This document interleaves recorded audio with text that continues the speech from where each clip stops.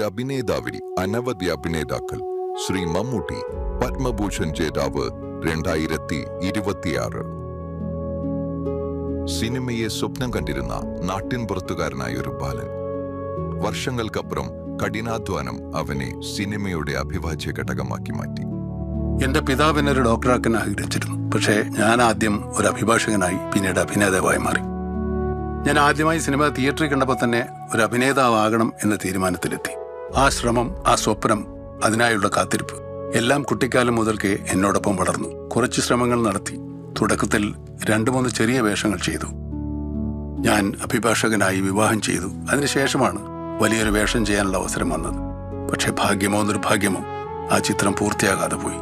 ഞാൻ അമേച്ചർ തിയേറ്ററിൽ പ്രവർത്തിച്ചിരുന്നു. ആദ്യം മിമിക്രിയൊക്കെ ചെയ്തിരുന്നു. സമയം കിട്ടുമ്പോൾ നാടകത്തിലും അഭിനയിച്ചിരുന്നു. പക്ഷെ എൻ്റെ ആഗ്രഹം സിനിമയായിരുന്നു. വീണ്ടും ശ്രമിച്ചുകൊണ്ടിരുന്നു. പല ആളുകളെ കണ്ടു, സംവിധായകരെ കണ്ടു. അവർ ചില പിഴവുകൾ കണ്ടെത്തി എനിക്ക് അവസരങ്ങൾ നിഷേധിച്ചു. വിഷമം തോന്നിയ സന്ദർഭങ്ങൾ ഉണ്ടായിട്ടുണ്ട് പലപ്പോഴും. പക്ഷേ അവസാനം ഞാൻ MD കണ്ടുമുട്ടി. അദ്ദേഹം എന്നെ വിശ്വസിച്ചു, എനിക്കൊരവസരം തന്നു. തുടക്കം നിരന്തര പരിശ്രമങ്ങൾ.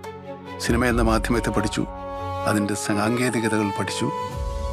സാധാരണ ഒരു അഭിനേതാവായി മാറാൻ ഏറെ സമയമെടുത്തു.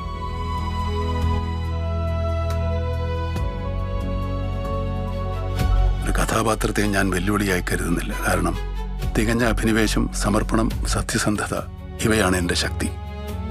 എപ്പോഴും ഒരു അഭിനേതാവായിരിക്കണമെന്നതായിരുന്നു എൻ്റെ സ്വപ്നം. ഒരു താരമാകണമെന്നായിരുന്നില്ല. പക്ഷേ ഞാനിപ്പോഴും അഭിനേതാവാണ്. എന്നും ഒരു അഭിനേതാവായിരിക്കും. ഞാൻ സിനിമയിലേക്ക് വരുന്നതിന് മുമ്പ് വിവാഹിതനായി. എനിക്ക് 2 മക്കളുണ്ട്. ഒരു മകനും ഒരു മകളും. മകൻ ഒരു അഭിനേതാവാണ്. മകൾ ഒരു ചിത്രകാരിയും. ഭാര്യ വീട്ടമ്മയാണ്. എന്റെ കുടുംബം എല്ലായ്പ്പോഴും എന്നെ പിന്തുണച്ചു, പ്രോത്സാഹിപ്പിച്ചു. പുതുതായി സിനിമയിലേക്ക് വരുന്ന പുതുമുഖ സംവിധായകരെ ഞാൻ എപ്പോഴും പ്രോത്സാഹിപ്പിക്കാറുണ്ട്.